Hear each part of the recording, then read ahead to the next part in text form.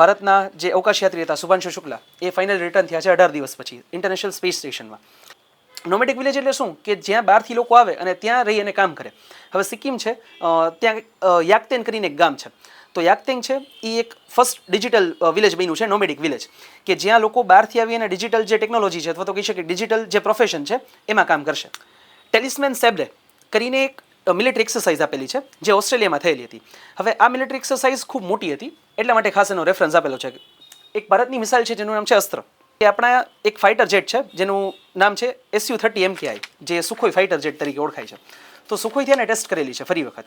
તો એટલા માટે નામ એનું જે કહી શકે કે રેફરન્સ ન્યૂઝમાં આવેલો હતો. મહારાષ્ટ્ર ગવર્મેન્ટે ઓફિશિયલી એક સ્ટેટ ફેસ્ટિવલ ડિક્લેર કરેલો છે જેનું નામ છે ગણેશ મહોત્સવ. કારણ કે ગણેશ ઉત્સવની શરૂઆત થઈ હતી મહારાષ્ટ્રથી.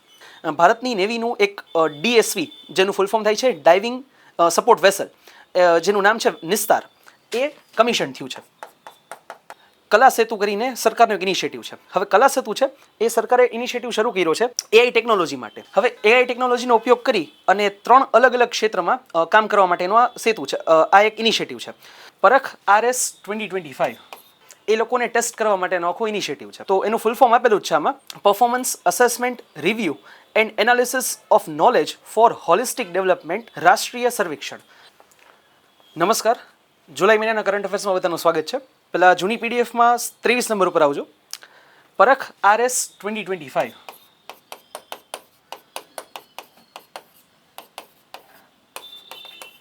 અચ્છા, પરખ શબ્દનો અર્થ શું થાય? પરખ એટલે બેઝિક ગુજરાતી વર્ડ છે પરખ શબ્દ. શું મિનિંગ થાય? પારખવું મીન્સ કંઈક ટેસ્ટ કરવું એવું કહી શકાય. હવે આ છે ને એના નામ ઉપરથી જેનો મિનિંગ છે આ ટેસ્ટ કરવા માટે છે. તો કોને ટેસ્ટ કરશે? પરખ જે ઇનિશિયેટિવ છે એ સ્કૂલના સ્ટુડન્ટ્સ માટે છે. 1 થી લઈને 12 ધોરણ સુધી ભારતની જેટલી પણ સ્કૂલમાં છોકરાઓ ભણે છે એ લોકોને ટેસ્ટ કરવા માટેનો આખો ઇનિશિયેટિવ છે. તો એનું ફૂલ ફોર્મ આપેલું જ છે આમાં, performance assessment review and analysis of knowledge four holistic development રાષ્ટ્રીય સર્વેક્ષણ. RS જે છે એનું ફૂલ ફોર્મ થશે રાષ્ટ્રીય સર્વેક્ષણ, એટલે કે આખા કન્ટ્રી માટે, આખા દેશ માટે એ સર્વેક્ષણ છે. હોલિસ્ટિક શબ્દ છે ને એટલે એનો મિનિંગ એ રીતે થાય કે તમારું સર્વાંગી વિકાસ. ગુજરાતીમાં આના માટે એક બહુ સારો શબ્દ છે સર્વાંગી વિકાસ. સર્વાંગી વિકાસ એટલે શું? બધા અંગોને એટલે શારીરિક, માનસિક, બધી રીતે માણસનું ડેવલપમેન્ટ થાય અથવા તો વિકાસ થાય એનું કામ હોય શિક્ષણનું. ઘણી વખત આની પહેલાં આપણે ચર્ચા કરેલી છે, કદાચ તમે હોય કે નહીં એ મને ખ્યાલ નથી. લિટરેસી એટલે કે સાક્ષરતા અને એજ્યુકેશન અથવા તો જેને આપણે નોલેજ કહી શકીએ કે જ્ઞાન અથવા તો એજ્યુકેશન માટે શિક્ષણ, આ બંનેમાં બહુ મોટો ડિફરન્સ છે. સરકાર શું કરતી હોય? એજ્યુકેશન માટે આવું બધું ડેવલપમેન્ટ અથવા તો એજ્યુકેશન માટે જે કહી શકે કે એસેસમેન્ટ કરવું ને એટલે કે એનું પરીક્ષણ કરવું એ બહુ અઘરું છે. લિટરેસીનું થઈ શકે. લિટરેસી એટલે શું? સાક્ષરતા. સાક્ષરતાની ડેફિનેશન એવી છે કે કોઈ પણ વ્યક્તિ હોય એને કોઈ પણ એક લેંગ્વેજ વાંચતા, લખતા, બોલતા આવડતી હોય, સમજતા આવડતી હોય, એનો મતલબ એ સાક્ષર થઈ ગયો. હવે એનું તમે ટેસ્ટ લઈ શકો, બધાને બોલાવો, હાલ ભાઈ તું અહીં આવી જા, આ વાંચ, આવડે છે તો સાક્ષર, નથી આવડતું તો નિરક્ષર. જ્યારે શિક્ષણ અને આ બધી વાત કરીએ ને ત્યારે એનું કોઈ માપદંડ હોય જ નહીં. તમે આપણે કોને શિક્ષિત કહી શકીએ? એવા લોકોને કે જે ડિગ્રી હોલ્ડર્સ હોય અને રસ્તામાં થૂકતા હોય કે કચરો ફેંકતા હોય, એ લોકોને ગણી શકાય? તો એ શિક્ષિત નથી ને, ખાલી સાક્ષર જ છે. તો એના પેરામીટર શું? કોઈને એવું લાગતું હોય કે થૂકવું તો નોર્મલ છે, તો એ પોતાની જાતને શિક્ષિત છતાં પણ એ વ્યવસ્થિત કહેતા હોય કે ના ના, તો આમાં કંઈ ખોટી વસ્તુ નથી. તો શિક્ષિત હોવાનું કોઈ પણ પેરામીટર જ નથી. જ્યારે હોલિસ્ટિક ડેવલપમેન્ટ વાત કરીએ છીએ ત્યારે સર્વાંગી વિકાસ કે એનો માનસિક એને ખબર પડે. જો શિક્ષણનું એક સૌથી મોટું કામ હોય કે આપણામાં વિવેક જગાડે. વિવેક એ સંસ્કૃતનો અને પછી આવી રીતે મૂળ રીતે સંસ્કૃતનો અને પછી ગુજરાતી હિન્દીમાં શબ્દ વિવેક ખૂબ ઇમ્પોર્ટન્ટ છે. ક્યારે શું કરવું ને ક્યારે શું ન કરવું અને કેવી પરિસ્થિતિમાં કેવો નિર્ણય લેવો જોઈએ એનું નામ છે વિવેક. એ શબ્દનો અર્થ થાય વિવેક. એટલે આ જગાડવું ને એજ્યુકેશનનું મૂળ કામ હોય. તો પરખ ઇનિશિયેટિવ સરકારે શરૂ કર્યો હતો અને આમાં છે ને 3, 6, 9 અને 12મું ધોરણ આ રીતે અલગ અલગ, અને ખાસ કરીને 3, 6 અને 9 આ ધોરણના લોકોનો જ સમાવેશ થાય છે. 12મા ધોરણનો બહુ છેલ્લે બહુ કહેવાય ને કે નાના પાયા ઉપર એનો સર્વેક્ષણ થાય છે. હવે આ વખતે જે આ સર્વેક્ષણ હતું એ લગભગ એમાં ભારતમાં લગભગ કુલ 781 જિલ્લાઓમાંથી 74,229 સ્કૂલ્સ અને એમાં લગભગ 21 લાખ સ્ટુડન્ટ્સનો આમાં સર્વે લીધો હતો.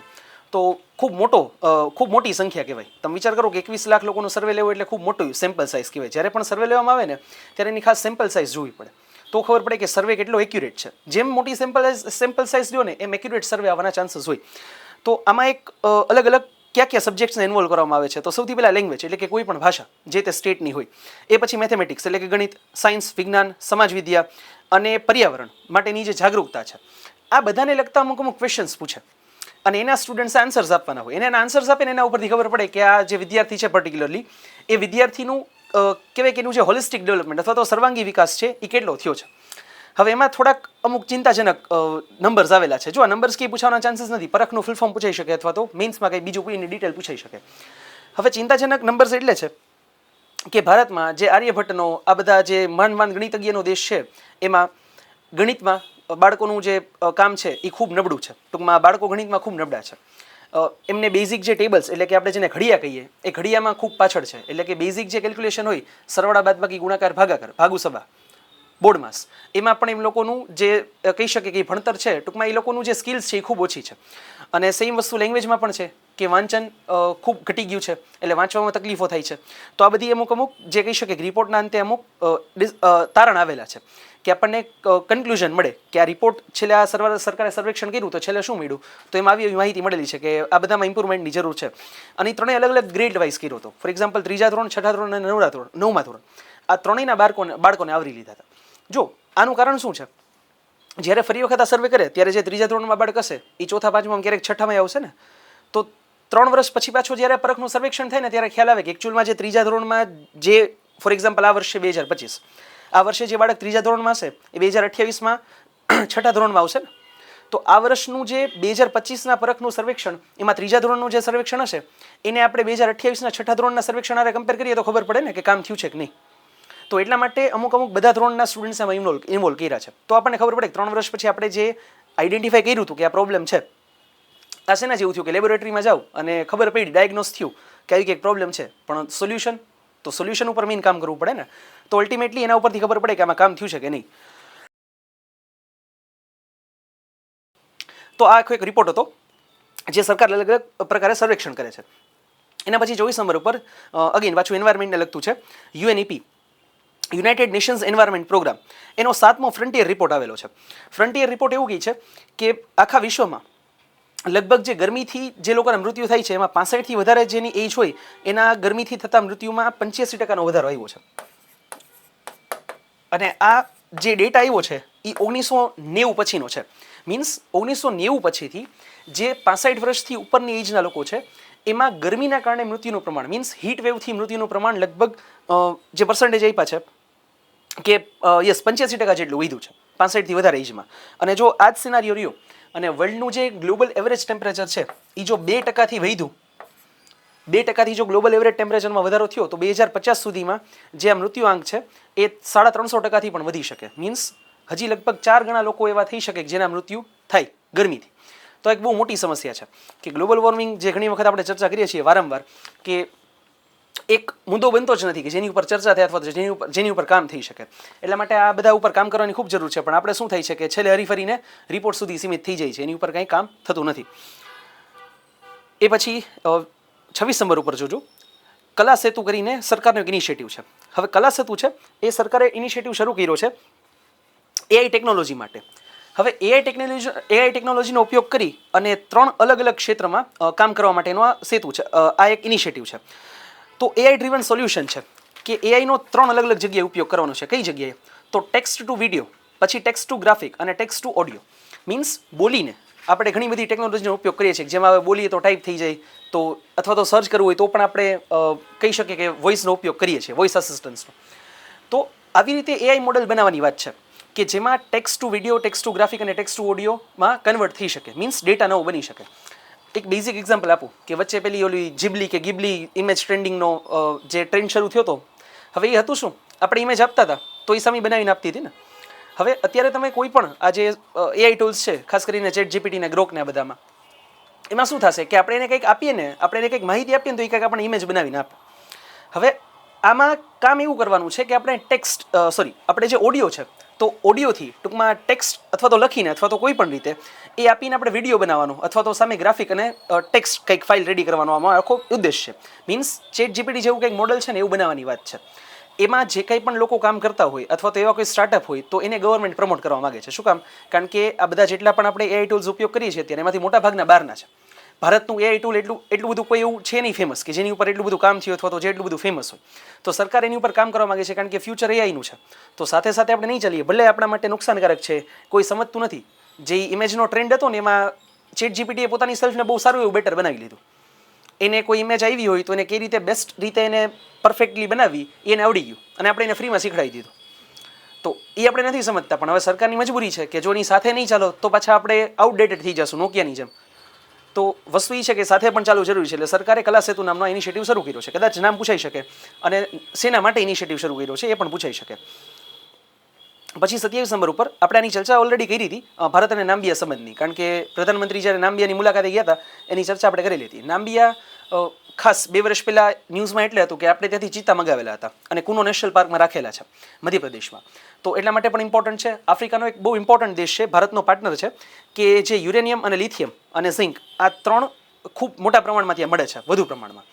હવે યુરેનિયમની આપણે ખૂબ જરૂર છે કારણ કે આપણે ન્યુક્લિયર પાવર પ્લાન્ટ્સ બનાવવા છે. તો યુરેનિયમની ખાસ જરૂર પડશે, લિથિયમની પણ ખાસ જરૂર પડશે. શેના માટે? તો લિથિયમ આયન બેટરીઝ માટે, કે જે આપણે ફ્યુચર જે ઇલેક્ટ્રિક્સ ઉપર ચાલે છે, ટૂંકમાં ઇલેક્ટ્રિક બેટરીઝ ને એ બધું ઇલેક્ટ્રિક ઉપર, તો એના માટે બેટરીઝની જરૂર પડશે. તો બેટરીઝમાં લિથિયમ એક ખૂબ ઇમ્પોર્ટન્ટ કોમ્પોનન્ટ છે. અને ઝિંક. તો આ બધાના કારણે જે આપણો ટ્રેડ છે એ ભવિષ્યમાં ખૂબ વધે અને એ ટ્રેડ વધે એમાં 3 કોમ્પોનન્ટ વધારે હોય. ટૂંકમાં જે 3 જે મહત્વના તત્વો છે યુરેનિયમ, લિથિયમ અને ઝિંક, એ વધે એના માટેની ખાસ મુલાકાત હતી. હવે છેલ્લા 30 વર્ષમાં એવું પહેલી વખત બન્યું છે કે ભારતના કોઈ પ્રધાનમંત્રીએ નામ્બિયાની મુલાકાત લીધી હોય.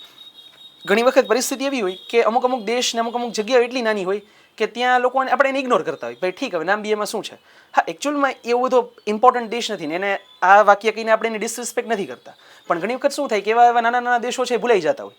એટલે એના માટે શું છે, જે કોઈ પણ દેશ, ધારો કે ભારત છે તો એ પણ આપણા પ્રધાનમંત્રી કે કોઈ પણ રાષ્ટ્રાધ્યક્ષ હોય એ કોને પ્રાયોરિટી આપતા હોય? જે મોટા દેશ હોય કે જ્યાંથી આપણને કંઈક વધારે બેનિફિટ મળતા હોય એમ. તો ઘણી વખત આવા નાના દેશો એ પણ આપણને ઘણી રીતે મદદરૂપ થઈ શકે. તો એટલા માટે ભારતના પ્રધાનમંત્રીએ ત્યાં મુલાકાત લીધેલી હતી. એ પછી 28 નંબર પર ડિફેન્સ માટે ખાસ ઇમ્પોર્ટન્ટ, ભારતની નેવીનું એક DSV જેનું ફૂલ ફોર્મ થાય છે ડાઇવિંગ સપોર્ટ વેસલ, જેનું નામ છે નિસ્તાર, એ કમિશન થયું છે. હવે એનું નામ છે નિસ્તાર અને આ એક શિપ છે, એની કેટેગરી છે ડાઇવિંગ સપોર્ટ વેસલ. ડાઇવિંગ એટલે કે અંદર ડૂબકી મારી શકે એવું, અને વેસલ જો અહીંયા એ ડૂબકી નથી મારવાનું, મીન્સ આ સબમરીન નથી. પણ જ્યારે કોઈ પણ સબમરીનમાં કંઈ ક્રાઇસિસ આવે તો એને બચાવવા માટે અને ખાસ કરીને રેસ્ક્યુ ઓપરેશન્સ માટે આનો ઉપયોગ થશે. તો એક અલગ કેટેગરી છે કે જેનું આપણે સૌથી પહેલી વખત આપણે ભારતમાં પોતાની જાતે બનાવ્યું છે. હવે ઇન્ડિજિનિયસ એટલે કે આત્મનિર્ભર ભારતનો આમાં કહેવાય ને કે મુખ્ય મુદ્દો છે કે આ જે વેસલ છે એ લગભગ 80% એની જે બનાવટ છે એ ભારતમાંથી છે. ટૂંકમાં એના જેટલા પણ કોમ્પોનન્ટ્સ બન્યા એમાંથી 80% કોમ્પોનન્ટ્સ ભારતની કંપની કોઈના કોઈ કંપનીએ બનાવેલા છે. ભારતની લગભગ 120થી વધારે, તમે કદાચ આ ટર્મ સાંભળેલો છે MSME, micro small and medium enterprises. તો ભારતની લગભગ 120 MSMEs આમાં સંકળાયેલી હતી, જેણે ભેગા મળીને આખા વેસલના લગભગ 80% કોમ્પોનન્ટ તૈયાર કર્યા છે અને બાકીના 20% આપણે બહારથી ઇમ્પોર્ટ કર્યા. તો આ ખૂબ જરૂરી છે કારણ કે આપણે હજી જો બહારથી જ વેસલ મગાવશું અથવા તો ત્યાં જ બનાવશું તો આપણને કંઈ ફાયદો જ નહીં થાય. એટલા માટે હવે આપણો ઓલવેઝ એમ એ હોય છે કે પહેલાં તો ટેકનોલોજી ટ્રાન્સફર થાય, મીન્સ પહેલાં એ લોકો આપણને બનાવતા કઈ રીતે કોઈ પણ વેસલ છે અથવા તો કોઈ પણ વસ્તુ છે ડિફેન્સની એ કઈ રીતે બનાવાય એ ટેકનોલોજી આપણને પહેલાં આપે અને પછી ઉત્પાદન પણ અહીંયા જ થાય. આ બે આપણી કન્ડિશન હોય છે અને મોટાભાગે કન્ડિશન ફૂલફિલ થતી હોય છે લગભગ બધા પ્રોજેક્ટમાં. તો આ ખાસ ઇમ્પોર્ટન્ટ છે. અને આ જેમ વાત થઈ એમ કે આ જે વેસલ છે એનું કામ શું છે, તો સબમરીન જ્યારે પણ ક્યારેય મુસીબતમાં આવે તો એના રેસ્ક્યુ ઓપરેશન માટે આ વેસલનો ખાસ કરીને ઉપયોગ થશે. સાથે સાથે સોનાર અને અમુક જે બેઝિક ફીચર હોય જે કોઈ પણ વેસલમાં હોય છે તો એ તો આમાં બધા હોય જ છે. એટલે આના માટે કહી શકાય કે જે મધરશિપ કહી શકાય કે જે સબમરીન છે એને બચાવવા માટે ખૂબ ઇમ્પોર્ટન્ટ શિપની કેટેગરીમાં મૂકી શકાય.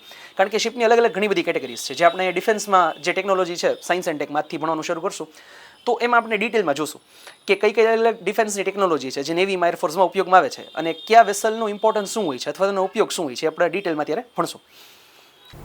તો મિત્રો આશા કરું છું લેક્ચર સિરીઝ પસંદ આવે છે તમને. આપણી યુટ્યુબ ચેનલ ઉપર બાકીની લેક્ચર સિરીઝ પણ પડી છે, એ પણ ન જોઈ હોય જોઈ લેજો. બંધારણ લેક્ચર સિરીઝ 12 લેક્ચર્સ ફ્રીમાં પડ્યા છે. વૈદિક મેથ્સ અને રિઝનિંગની લેક્ચર સિરીઝ એમાં પણ 12 લેક્ચર પડ્યા છે. કરંટ અફેર્સ વીકલી જોતા રહેજો અને આપણા એપ્લિકેશન ઉપર ઘણા બધા કોર્સીસ આવી ગયા છે.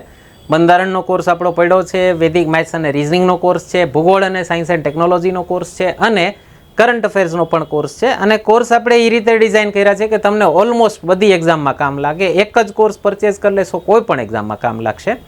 કોઈ પણ કોર્સ પરચેઝ કરવો હોય તો અમને આ નંબર ઉપર વોટ્સએપ કરજો. એ એપ્લિકેશનમાં જે ફીસ લખી છે એના કરતાં ઘણું બધું ડિસ્કાઉન્ટ કરાવી દઈશું. ડાયરેક્ટ યુપીઆઈ પેમેન્ટ અમને કરશો તો વચ્ચેના ઘણા બધા કમિશન દેવાના થતા હોય એ ન થાય, એ અમને ડાયરેક્ટ યુપીઆઈ પેમેન્ટ કરી દો તો એનો ફાયદો અમે તમને કેરી ફોરવર્ડ કરી શકીએ. તો કોઈ પણ કોર્સ પરચેસ કરવો હોય અમને આના ઉપર કરી વોટ્સએપ કરજો. ન કરવો હોય કોઈ પ્રશ્ન નથી. યુટ્યુબ ઉપર ઘણા બધા ફ્રી લેક્ચર્સ પડ્યા છે, એ જોતા રહેજો. કન્ટિન્યુ કરીએ છીએ આપણે લેક્ચરથી. એ પછી 30 નંબર ઉપર સંચાર મિત્ર સ્કીમ. ગવર્મેન્ટનું એક ડિપાર્ટમેન્ટ છે, એટલે કે મંત્રાલય છે, ડિપાર્ટમેન્ટ ઓફ ટેલિકોમ્યુનિકેશન્સ, એણે એક સ્કીમ શરૂ કરી છે સંચાર મિત્ર. સંચાર એટલે છે ને કોમ્યુનિકેશન. તમે કદાચ BSNL નું ફૂલ ફોર્મ જો તો ભારતીય સંચાર નિગમ લિમિટેડ એનું ફૂલ ફોર્મ છે. સંચાર એટલે શું કામ કરે છે? એ કમ્યુનિકેશનનું.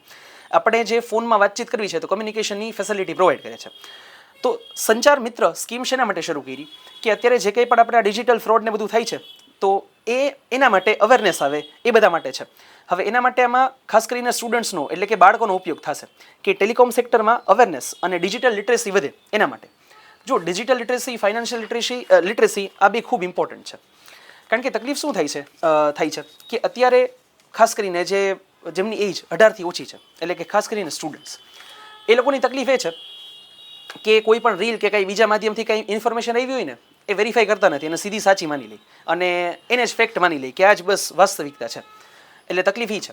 તો ફાઇનાન્શિયલ લિટરેસી એટલે કે તમને તમારું ફાઇનાન્સ છે, પૈસા છે, એનું મેનેજમેન્ટ કઈ રીતે કરવું, અને બીજી જે લિટરેસી છે ડેટા લિટરેસી. તો આ બે છે એ ખૂબ ઇમ્પોર્ટન્ટ છે. ડિજિટલ લિટરેસી જો એ તમને ખ્યાલ નહીં હોય તો તમે ક્યારેક કોઈ ટ્રેપમાં ફસાઈ જશો. જે આપણે ફ્રિકવન્ટલી જોતા હોઈએ છીએ, ડિજિટલ અરેસ્ટ ને કોઈ ફ્રોડ કરી જાય કે આ બધા કેસીસ આવે છે. એનું કારણ શું છે? લોકો જાગૃત નથી ત્યારે ને.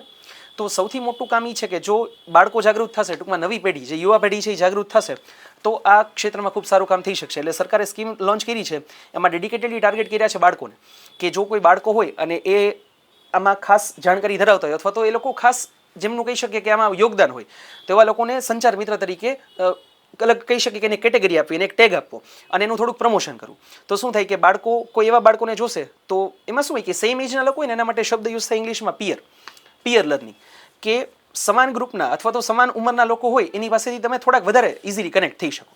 તો એટલા માટે જો બાળકો આવી રીતે સરકાર છે એને કોઈ આવો ટેગ આપશે અથવા તો એને કોઈ આવું પંચલાઈન આપશે તો શું થશે કે એના કારણે બાળકો બીજા બાળકોથી ઇન્ફ્લુઅન્સ થશે અને થોડુંક એની પાસેથી શીખશે. તો આ એક ઇનિશિયેટિવ છે અથવા તો એની પાછળનો જે ઉદ્દેશ છે સરકારનો એ આવો છે કે બાળકો દ્વારા જે સામાજિક જે જાગૃતતા છે ખાસ કરીને ડિજિટલ લિટરેસી માટેની એ વધારેમાં વધારે લોકો સુધી પહોંચાડી શકાય. એ પછી 31 નંબર ઉપર મહારાષ્ટ્ર ગવર્મેન્ટે ઓફિશિયલી એક સ્ટેટ ફેસ્ટિવલ ડિક્લેર કરેલો છે જેનું નામ છે ગણેશ મહોત્સવ. કારણ કે ગણેશ ઉત્સવની શરૂઆત થઈ હતી મહારાષ્ટ્રથી. જો ક્યાંક છે ને આપણે હિસ્ટ્રી કે આવી કોઈ પણ વસ્તુ ભણતા હોય ને ત્યારે થોડુંક સામાજિક પરિદૃશ્ય પણ એનું પાછળનું જોવું જરૂરી છે. જ્યારે આ ફેસ્ટિવલની શરૂઆત થઈ હતી 1893માં, આ શરૂ કરાવનાર હતા લોકમાન્ય તિલક. તો જ્યારે આની શરૂઆત થઈ ગણેશ ઉત્સવની, સાર્વજનિક ગણેશ ઉત્સવની, ત્યારે આનો ઉદ્દેશ એ હતો કે બ્રિટિશર્સ છે એ લોકોને ભેગા નહોતા થવા દેતા અને ભેગા થાય તો શું થતા, જાસૂસીને એવું બધું થતું કે આપણે કંઈ પણ આઝાદી માટેની કે કોઈ વાત કરીએ ને સ્વતંત્રતા માટેની તો તકલીફો થતી. તો એના કારણે એમણે શું શરૂ કર્યું, અથવા તો રિલિજિયસ ગેધરિંગ થતું જ નહીં. હવે નામ શું આપ્યું કે સાર્વજનિક ગણેશ મહોત્સવ, એટલે કે ભગવાનના નામે. હવે આવું કંઈ થાય તો ત્યારે શું થાય કે રિલિજિયસના નામ ઉપર, ટૂંકમાં રિલિજનના નામ ઉપર, ધર્મના નામ ઉપર જો તમે કોઈ પાબંદી લગાવો તો તકલીફ મોટી ક્રિએટ થાય. તો લોકોનો જે ગુસ્સો છે એ વધારે બહાર નીકળે.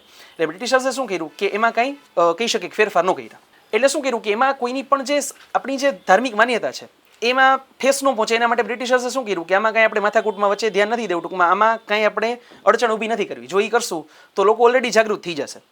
એટલે એના માટે એણે શું કર્યું કે આમાં કાંઈ એને અડચણ ઊભી ન કરી અને ત્યારથી 1893થી આ ગણેશ ઉત્સવ ઉજવાય છે. ત્યારે શું થતું કે ગણેશ ઉત્સવ 10 દિવસ માટે ત્યારે પણ ઉજવાતો, ક્યારેક ખબર નથી કે કદાચ 5-6 દિવસ માટે પણ ઉજવાતો હોઈ શકે. બટ જે કંઈ પણ ઉજવણી થતી એમાં સાથે સાથે સામાજિક મુદ્દાઓ હતા એની પણ ચર્ચાઓ થતી. જો ત્યારે છે ને કોઈ પણ બીજા મીડિયમ નહોતા કમ્યુનિકેશન માટેના, ત્યારે તો પોસ્ટકાર્ડ ને પણ એટલું બધું પ્રોમિનન્ટ નહોતું. તો થતું શું, માઉથ ટુ માઉથ, કે લોકો એકબીજા સાથે મળે ને ત્યારે ઇન્ફોર્મેશન શેર થતી. માહિતીનું આદાન પ્રદાન કઈ રીતે થતું, human two human, means one on one. હવે વિચાર કરો કે જ્યારે એક ગ્રુપના, એક જગ્યાએ, એક સોસાયટીમાં કે એક આખા વિસ્તારમાં ઘણા બધા લોકો ભેગા થાય તો શું થાય, જ્યારે પણ આપણે કોઈ માહિતી પહોંચાડવી છે તો એક સાથે બધા લોકો સુધી પહોંચાડી શકાય. તો એ આ એક બહુ મોટું માધ્યમ હતું સામાજિક જાગૃતતા માટેનું. હવે અત્યારે તકલીફ એ છે કે કદાચ પાછું બોલીએ ને તો કોન્ટ્રોવર્સી જેવું થાય કે અત્યારે જે ઉદ્દેશ છે ને એ થોડોક આપણે પાછળ રહી ગયો છે. તહેવાર ઉજવવી એ ખૂબ સારી વસ્તુ છે પણ એની સાથે થોડુંક પણ સામાજિક જાગૃતતાનું કામ આમાં થાય ને તો એ ખૂબ સારી વસ્તુ બની શકે. જો ઘણી વખત ઘણા લોકો એમાં પણ એવું કહેતા હોય કે એમાં પણ ફાટા અલગ અલગ હોય છે, કે અલગ અલગ વિસ્તારમાં એક વિસ્તારમાં 4 ગણેશ ઉત્સવ ઉજવાતા હોય છે. તો પહેલાં એવી જ રીતે થતું, પણ પહેલાંનો ઉદ્દેશ શું હતો કે એક ઉદ્દેશ એ હતો કે ગમે એમ નાના ગ્રુપમાં કે મોટા ગ્રુપમાં લોકો ભેગા થાય થોડાક જાગૃત થાય. હવે જાગૃતતા છે ને એ ઉદ્દેશ નથી રહ્યો. ભલે ભક્તિ તો ઓલવેઝ હતી જ, કે ત્યારે જે ગણેશ ભગવાનના શ્રદ્ધા મહારાષ્ટ્રમાં હતી કે આખા ભારતમાં હતી, હજી એમને એમ છે અને અત્યારે પણ એમને એમ છે. ગણપતિ અને હનુમાનજી એ ભારતમાં બે એવા દેવતા છે કે જેમાં હિન્દુ કમ્યુનિટીમાં કોઈ પણ એના મુખ્ય આરાધ્ય દેવ કોઈ પણ હોય, ટૂંકમાં એના ઈષ્ટદેવ કોઈ પણ હોય, આ બે દેવતા છે એના વગર કોઈ પણ સામાજિક કે ધાર્મિક કોઈ પણ પ્રસંગ છે અથવા તો કોઈ પણ રીતિ રિવાજ છે એ શરૂ નથી થતા. આ બેની ખાસ જરૂરિયાત પડે. તો આ બે શું છે, કોમન ફેક્ટર છે જેનાથી લોકો જોડાઈ શકે. હવે તકલીફ એ છે કે અત્યારે આપણે ઉજવીએ છીએ, આસ્થા શ્રદ્ધા બધું છે, મીન્સ ભગવાન માટેની આપણી આસ્થાને બધું છે, પણ જે આ પાછળનો એક ઉદ્દેશ છે ને કે સામાજિક જાગૃતતા એ નથી. હવે આપણે વિચારીએ કે ચલો આ ગણેશ ઉત્સવ ઉજવીએ છીએ, એની સાથે થોડુંક સામાજિક જાગૃતતાનું કામ થાય તો કેટલી સારી વસ્તુ થઈ શકે. કે સમાજમાં કોઈ પણ પ્રોબ્લેમ છે એના વિશે ત્યાં ચર્ચાઓ થાય, લોકો ભેગા મળે, પોતાના જે થોટ્સ છે એનું આદાન પ્રદાન કરે, સ્ટેટસમાં મૂકવાના બદલે લાઈવ એકબીજા સાથે મળે ત્યારે આદાન પ્રદાન કરે તો એક બહુ મોટી ક્રાંતિ આવી શકે. પણ હવે એ બધી આઈડિયલ વાતો છે, એટલે આપણે એમાં ચર્ચા કરવાનો પણ કંઈ મતલબ નથી. પણ ખાલી તમને હિસ્ટ્રીનો પરિપ્રેક્ષ્ય દેવાનો મતલબ એનું એક કારણ એ હતું કે થોડીક જાણકારી મળે કે એકચ્યુઅલમાં પહેલાં જ્યારે ગણેશ ઉત્સવ ઉજવાતો એનું કારણ શું હતું. શ્રદ્ધા તો હતી જ, પણ એની સાથે સાથે લોકો જાગૃત થાય એ પણ એક માધ્યમ હતું, અથવા તો એ પણ એક ઉદ્દેશ હતો. તો મહારાષ્ટ્રમાં તો પહેલેથી જ જ્યારથી આ સ્ટેટ જે ફેસ્ટિવલ છે એ ડિક્લેર નથી કર્યો એ પહેલાંથી પણ ખૂબ મોટા પાયે ઉજવણી થઈ છે. ગણેશ ચતુર્થીના દિવસે મહારાષ્ટ્ર આખું લગભગ મુંબઈને મોટાભાગના વિસ્તારોમાં છે એમાં રજાઓ હોય અને ત્યાં ખૂબ મોટા પાયે ઉજવણી થાય છે. બીજું ખાસી ધ્યાન રાખવાની વસ્તુ છે અત્યારના પરિપ્રેક્ષથી ક્લાઇમેટ ચેન્જ, કે જે મૂર્તિ છે એ પીઓપીની બને એના કરતાં માટીની બને તો એક સારી વસ્તુ છે, કારણ કે પીઓપીની મૂર્તિ બને તો અગેન પાછી બાયોડિગ્રેડેબલ નથી, તો પાણીમાં એમને પડી રહી અને ડિગ્રેડ પણ ન થાય, ને જ્યારે પણ થાય તો કલર ને બધું છૂટું પડે તો પાણી પણ પ્રદૂષિત થાય. તો થોડીક પર્યાવરણને અનુલક્ષીને પણ આનું ઉજવણી થાય તો એ પણ એક સારી વસ્તુ છે. ભલે ઉજવણી હોવી જ જોઈએ. જો પાછું ઘણીવાર એવું થાય કે જે લોકો ખાસ સમર્થક હોય ને એને પાછું એવું થાય કે આપણે જ પર્યાવરણનું ધ્યાન રાખવાનું, પણ આપણે તો એટલીસ્ટ આપણી સાઈડથી રાખી શકીએ ને. ગણેશ ઉત્સવ ઉજવો સારી જ વસ્તુ છે, પણ એમાં થોડુંક ધ્યાન રાખીને, થોડીક મૂર્તિ ભલે એટલું બધું આમ આકર્ષક નહીં લાગે, કલર ને એવા બધા થોડાક ઓછા આકર્ષક લાગશે, પણ મેઇન ભાવ છે આપણું. જો આમાં આપણે જ્યારે એ સમજીએ ને કે આપણો ઉદ્દેશ શું છે, ભગવાનની ભક્તિ માટેનો, આસ્થા માટેનો, તો કલર બલરની જરૂર જ નથી. દેખાશે એમાં આપણને બધું શ્રદ્ધા આવી જશે. એટલે વસ્તુ એ છે કે એ રીતે ઉજવણી થાય તો ઘણી બધી એક સારી લોકોમાં એક સમજ પહોંચી શકે અથવા તો જાગૃતતા પહોંચી શકે. હવે નવી પીડીએફમાં આવી જજો આ વખતની.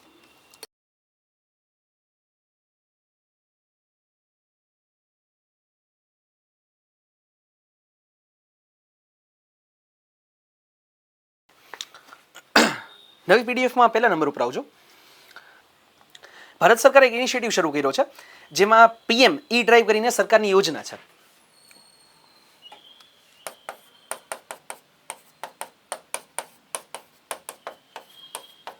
ઈ ડ્રાઈવ મીન્સ ઇલેક્ટ્રિક ડ્રાઈવ. એટલે જે કોઈ પણ પબ્લિક ટ્રાન્સપોર્ટના જે મશીન્સ અથવા વ્હીકલ્સ છે, ખાસ કરીને ટ્રક, એને બદલાવાની વાત છે. કે પબ્લિક ટ્રાન્સપોર્ટમાં જેટલા પણ ટ્રક યુઝ થાય છે એનો મેઇન જે કોમ્પોનન્ટ હોય અથવા તો જે એન્જિન ઉપર કામ કરતા હોય એ મુખ્યત્વે ડીઝલ એન્જિન હોય. ડીઝલનો ઉપયોગ ખૂબ વધારે થાય. તો આપણે જ્યારે વાત કરીએ છીએ કે પેસેન્જર વ્હીકલ્સમાં અત્યારે ખાસું એવું રિવોલ્યુશન થયું છે કે લોકો હવે ઇલેક્ટ્રિક વ્હીકલ્સ ખરીદતા થયા છે. એ ચાહે 2 વ્હીલર હોય કે 4 વ્હીલર હોય, હવે આપણને ઇલેક્ટ્રિક ગાડીઓ અને ઇલેક્ટ્રિક સ્કૂટરો ઘણા બધા રસ્તા ઉપર જોવા મળે છે. તો આ જ વસ્તુ જો આપણે ટ્રકમાં પણ અપ્લાય કરીએ તો પણ એક સારી વસ્તુ થઈ શકે, કારણ કે આમાં જે નંબર્સ આપ્યા છે ને ઇમ્પોર્ટન્ટ છે. કે ખાસ જે બીજા પેરેગ્રાફમાં આપ્યા છે કે જેટલા પણ ટ્રક છે એમાં જે આપણે ટોટલ વ્હીકલ્સ જોઈએ ને, આખા ભારતમાં જેટલા પણ વ્હીકલ્સ છે એમાં ટ્રકનું અથવા તો પેસેન્જર જે ટ્રાન્સપોર્ટ વ્હીકલ્સ છે એનું પ્રમાણ 3% જ છે. એટલે કે કુલ વ્હીકલ છે એના 3% જ આટલા વાહનો છે, જો આપણે સંખ્યાની દ્રષ્ટિએ કહીએ તો. પણ બીજો જે આંકડો છે એ ખાસ ઇમ્પોર્ટન્ટ છે કે ટોટલ વાહનોથી જેટલું પણ પ્રદૂષણ થાય છે ને, carbon emission, green house gas emission, એમાં 42% શેર આનો એકનો છે. તો તમે વિચાર કરો કે આપણે ખાલી જે પેસેન્જર વ્હીકલ્સ છે કે જે સ્કૂટર અને ખાસ કરીને ગાડીઓ, એને જ આપણે ખાલી જે પેટ્રોલ ડીઝલ છે એમાંથી ઇલેક્ટ્રિકમાં કન્વર્ટ કરીએ અને આને ન કરીએ તો મતલબ શું થાય? 42% તો હજી એમને પ્રદૂષણ થશે ને. એટલે સરકારે શું નક્કી કર્યું કે આપણે જ્યારે 2 વ્હીલર અને 4 વ્હીલર જ્યારે પેટ્રોલ અથવા તો ડીઝલમાંથી ઇલેક્ટ્રિકમાં કન્વર્ટ થઈએ છીએ તો જે ટ્રક છે એને પણ કરવા જોઈએ. કારણ કે જો ધીમે ધીમે રિવોલ્યુશન આવે, જ્યારથી શરૂઆત થઈ હતી સાવ 2 વ્હીલરથી, પછી ધીમે ધીમે 4 વ્હીલર્સ આવી, તો ધીમે ધીમે શું થાય કે ટેકનોલોજી જેમ જેમ એડવાન્સ થાય એમાં હવે ટ્રકમાં પણ ઉપયોગ થાય છે. અત્યારે હાઇડ્રોજનવાળા ટ્રક પણ શરૂ થયા છે કે જેમાં હાઇડ્રોજનથી સંચાલિત હોય, તો હાઇડ્રોજનથી સંચાલિત ગાડીઓ પણ આવે છે. તો શું થાય, ધીમે ધીમે રિવોલ્યુશન આવતું હોય. તો એના માટે હવે સરકારનો ઇનિશિયેટિવ છે કે ટ્રક જે કોઈ પણ નવા ટ્રક આવે એમાં સરકાર થોડીક સબસિડી આપે છે. સબસિડીના આંકડાઓ પણ આપેલા છે કે સૌથી મહત્તમ સબસિડી છે એમાં લગભગ 9.6 લાખ સુધીની મળી શકે. એમાં શું છે કે સરકારે અલગ અલગ કેટેગરી આપી છે કે જે ટ્રક હશે એના ઉપર ડિપેન્ડ કરશે કે ટ્રકની સાઇઝ કેવડી છે, એની પેલોડ કેપેસિટી કેટલી છે એના ઉપર. પણ મહત્તમ 10 લાખ 9.6 લાખ એટલે કે લગભગ 10 લાખ સુધીની સબસિડી મળી શકે. તો 10 લાખ રૂપિયા સુધીની સબસિડી મળતી હોય તો જે નવો વેપારી છે, ટૂંકમાં જે ટ્રાન્સપોર્ટનો વેપારી હોય એ લોકો અફોર્ડ કરી શકતા હોય, તો જ નવા ટ્રક લેતા હોય, કારણ કે ટ્રકની વેલ્યુ બહુ વધારે હોય. તો શું થાય કે એ લોકોને 10 લાખ સુધીની સબસિડી મળે તો શું વિચારે કે ચાલો નવો ટ્રક લઈએ છીએ તો ઇલેક્ટ્રિક ટ્રક લઈએ. તો શું થશે, થોડુંક એક એને ટ્રાન્સપોર્ટેશન જે કોસ્ટ છે એ પણ બચે. જો આમાં બધું વિચારતા હોય આપણે, જ્યારે ઇલેક્ટ્રિક વ્હીકલ કોઈ પણ લેતા હોય ત્યારે શું વિચારીએ, પેટ્રોલ કરતાં સસ્તું પડે તો જ વિચારતા હોય ને, કે ઘરે સોલાર આવતું હોય અથવા તો આપણે પેટ્રોલ ડીઝલ કરતાં ઓલવેઝ સસ્તું પડતું હોય તો જ આપણે વિચારતા હોય. ટ્રાન્સપોર્ટેશન વાળો છે એ શું વિચારશે કે હું ઇલેક્ટ્રિક ટ્રક રાખીશ અને સામે બીજો મારો ડીઝલ ટ્રક હશે, ડીઝલ વાળો. હવે ટ્રાન્સપોર્ટેશન કોસ્ટમાં કંઈ ફેરફાર ન થવાનો. એ કંઈ એવું થોડું છે ઇલેક્ટ્રિક ટ્રકથી જતો હશે તેનું ભાડું ઓછું લેશે એવું કરવાનું છે? નહીં જ કરે ને. બટ ઓબ્વિયસલી એ તો ઉલટાનો ભાવ તો બેનો સેમ જ રાખશે. તો શું થશે કે એમાંથી એને પ્રોફિટ વધશે. એટલે જે વેપારી હોય એ શું વિચારે કે હવે હું નવો ટ્રક લઉં ત્યારે જો મને પરવડતું હોય, ટૂંકમાં બધું આમ મસ્ત વ્યવસ્થિત ગોઠવાતું હોય, તો શું વિચારે કે નવો ઇલેક્ટ્રિક ટ્રક લઉં તો શું થશે, એમાંથી થોડુંક આવન જવાનું વધારે કરીશ, એટલે કે એમાં ટ્રાન્સપોર્ટેશન વધારે રાખીશ. તો શું થશે કે જે બેનિફિટ છે અથવા તો પ્રોફિટ છે એ ઇલેક્ટ્રિક વાળો જે ટ્રક છે એમાંથી વધારે થાય ડીઝલની કમ્પેરમાં. તો આના માટે સરકારે ઇનિશિયેટિવ લોન્ચ કર્યો છે. સેમ ગુજરાત સરકારે આના માટે પણ શરૂ કર્યો હતો ટુ વ્હીલર્સ માટે. અત્યારે એ સબસિડી બંધ કરી દીધી છે. 20,000 સુધીની સબસિડી આપતા હતા. જે કોઈ પણ ઇલેક્ટ્રિક વાહન લઈ ટુ વ્હીલર એમાં 20,000 સુધીની સબસિડી આપતા હતા, જેમ અત્યારે સોલાર સ્કીમમાં આપે છે, ટૂંકમાં સોલાર પેનલમાં. એવી જ રીતે આમાં પણ શરૂ કર્યું હતું. હવે સરકારે બંધ કરી દીધું છે, કારણ કે હવે લગભગ પ્રાઇસ છે એ લગભગ સરખી થઈ ગઈ છે. પેટ્રોલના જે વાહનો છે ટુ વ્હીલર્સમાં ખાસ કરીને, તો એની કિંમત વધારી દીધી છે બધા કંપનીવાળાઓએ. તો લગભગ હવે કહેવાય ને કે બહુ જાજો ડિફરન્સ નથી રહેતો. તો લોકો વિચારે કે ભાઈ હવે નવું પેટ્રોલ વાહન લેવું એના કરતાં ઇલેક્ટ્રિક વાહન લઈએ.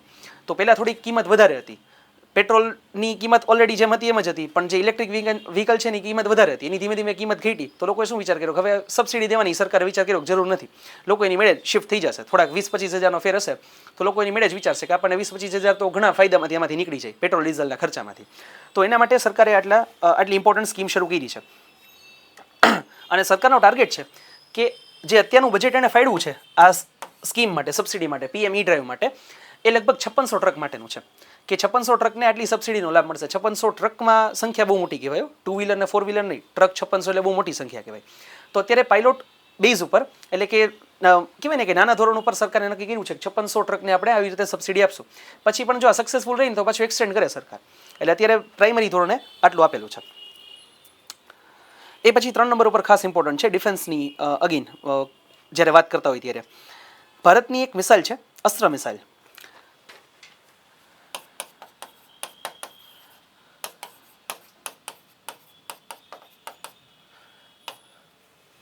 હવે જે આ મિસાઇલ છે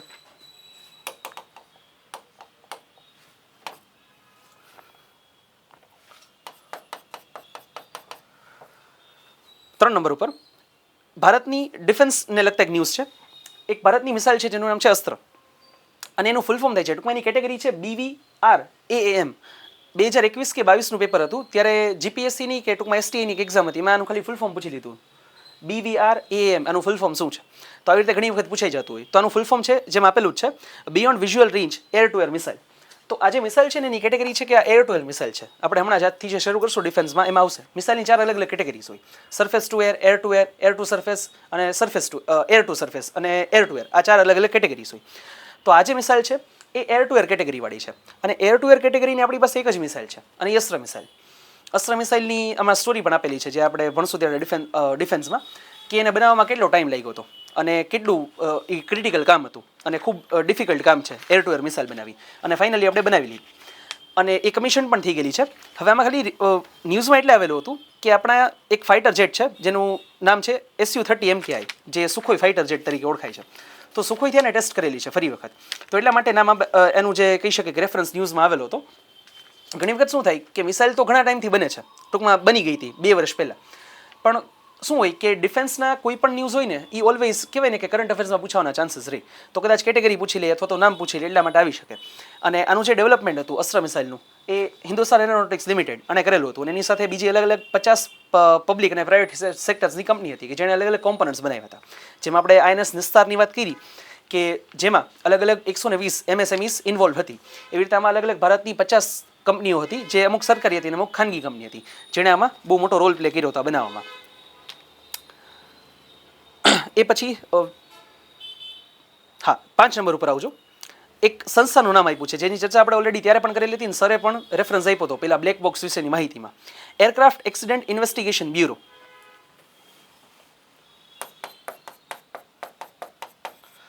આ સંસ્થા છે જે ડેડિકેટેડ છે. ટૂંકમાં આ સંસ્થાનું કામ જ છે કે જ્યારે કોઈ પણ આવી રીતે પ્લેન ક્રેશની ઘટના થાય ત્યારે એનું રિસર્ચ કરવાનું અથવા તો એનું ઇન્વેસ્ટિગેશન કરવાનું એનું કામ છે.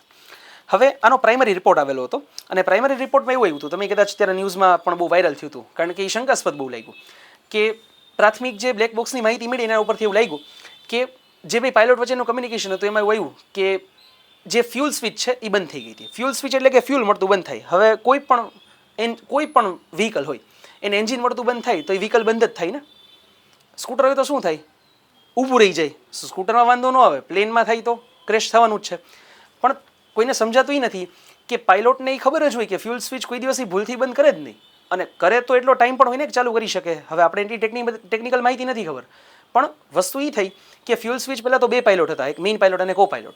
તો એ બેમાંથી કોઈ ફ્યુલ સ્વિચ બંધ કરવાનું જ નથી અને બે પાછા એકબીજાને પૂછતા હતા. કમ્યુનિકેશનમાં એવું છે હવે જે માહિતી બહાર પબ્લિકમાં છે એમાં કે મેઇન પાયલોટ પૂછે છે કે તમે કેમ ફ્યુલ સ્વિચ બંધ કરી, તો એને કીધું કે મેં બંધ નથી કરી. તો આટલું કમ્યુનિકેશન એક બેઝિક માહિતી મળી છે. હવે સરકારે જ્યારે આ દુર્ઘટના બની હતી ત્યારે ઓલરેડી કીધું હતું કે એનો જે મેઇન રિપોર્ટ આવશે એ 3 મહિના પછી આવશે. જે પ્રાથમિક રિપોર્ટ છે એ લગભગ મહિના દિવસમાં આવશે. તો આજે રિપોર્ટ આવ્યો છે એ પ્રાથમિક રિપોર્ટ છે અને જેમાં માહિતી આવી હતી. હવે ખાસ ઇમ્પોર્ટન્ટ એ હતું, આમાં કદાચ પ્રિલિમ્સ અને મેઇન્સના એકય પર્સપેક્ટિવથી ક્વેશ્ચન પૂછવાના ચાન્સીસ નથી, પણ એક ઇમ્પોર્ટન્ટ મુદ્દો એ છે ભારતની એક ડિપ્લોમેસીને લગતો અથવા તો કહી શકીએ કે આપણા નેશનલ ઇન્ટરેસ્ટને લગતો. જ્યારે આ વસ્તુ થઈ ને એટલે એના પછીના 2 દિવસ પછી વોલ સ્ટ્રીટ જર્નલ કરીને અમેરિકાનો એક ન્યૂઝપેપર છે, એણે પબ્લિશ કરી દીધું પોતાની રીતે કે આમાં છે ને એરપોર્ટ જે કહી શકે પાયલોટ છે એની ભૂલ હતી, એમાં પ્લેનમાં કંઈ ખામી જ નહોતી ટૂંકમાં. હવે એ કરીને એને સાબિત શું કર્યું કે આપણા પાયલોટ છે એણે કંઈક ભૂલ કરી છે, જે પ્લેન છે એમાં કોઈ ખામી જ નહોતી. કારણ કે એ પાછું કહી શકે એની પાછળનું કારણ શું છે કે એ લોકો એવું કહે છે કે જે આ 7878 જે એરક્રાફ્ટ હતું એની પહેલાં એક વાર ક્રેશ નથી થયું, એના 13 વર્ષની હિસ્ટ્રીમાં એક વાર ક્રેશ નથી થયું. તો એટલે પાયલોટ ટૂંકમાં જે પ્લેન છે એમાં તો કોઈ ખામી જ નહોતી. પણ તકલીફ એ છે, આની પહેલાં પણ ચર્ચા કરી હતી કે એરક્રાફ્ટ બનાવવાળી 2 જ કંપની છે. એક છે બોઈંગ જેનું 7878 હતું અને બીજી છે એરબસ. હવે તમે વિચાર કરો કે ભૂલે ચૂકે એવી માહિતી બહાર આવે કે પ્લેનમાં કોઈ ખામી હતી, તો એરક્રાફ્ટ કંપની છે એ બીજી વખત બોઈંગના પ્લેન લે, એની પાસે એક જ ઓપ્શન છે એરબસ, મીન્સ કોમ્પિટિશનમાં જ કોઈ નથી. બીજી વસ્તુ, ચલો કદાચ એરક્રાફ્ટ કંપની એવું ન વિચારે, પબ્લિકનું પ્રેશર કેવડું હોય, બોઈંગનું પ્લેન જોઈને ટૂંકમાં ફ્લાઇટ કઈ છે એ તો લખશે ને કે બોઈંગનું એરક્રાફ્ટ છે, તો કોઈ પ્લેનમાં જશે જ નહીં, ટ્રાવેલ કરવાનું વિચારશે અને પ્રેશર બનાવશે ઇનડાયરેક્ટલી. તો એના કારણે એને શું કર્યું કે એને રિપોર્ટ એવો બહાર પાડ્યો, ટૂંકમાં પોતાની જાતે એવું એક કન્ક્લુઝન આપી દીધું વોલ સ્ટ્રીટ જર્નલે કે, અને એ પછી અમેરિકાની સંસ્થા છે અને બોઈંગ કંપની પણ અમેરિકાની છે એટલે સમજાઈ જાય કે એમાં કોણે રિપોર્ટ અપાયો હોય ને કોણે શું કર્યું હોય. એટલે એમણે એવું કીધું કે પાયલોટની જ ભૂલ હતી, એમાં એરક્રાફ્ટની તો કંઈ ટૂંકમાં એમાં કંઈ ખામી છે જ નહીં. એટલે ડાયરેક્ટને ક્લીન ચીટ આપી દીધી. પણ હવે કદાચ ડિટેલમાં રિપોર્ટ આવશે ત્યારે બની શકે કે શું માહિતી આવે છે આપણને ખ્યાલ આવે. પણ ઘણી વખત એવું લાગે કે સરકારની સાઈડથી પણ સરકાર પણ ઘણી વખત એવી ટ્રાય કરે કે વિદેશી કંપની છે એના આવી રીતે કદાચ એની કંઈ ભૂલ હશે તો પણ બહાર આવી થોડીક અઘરી છે.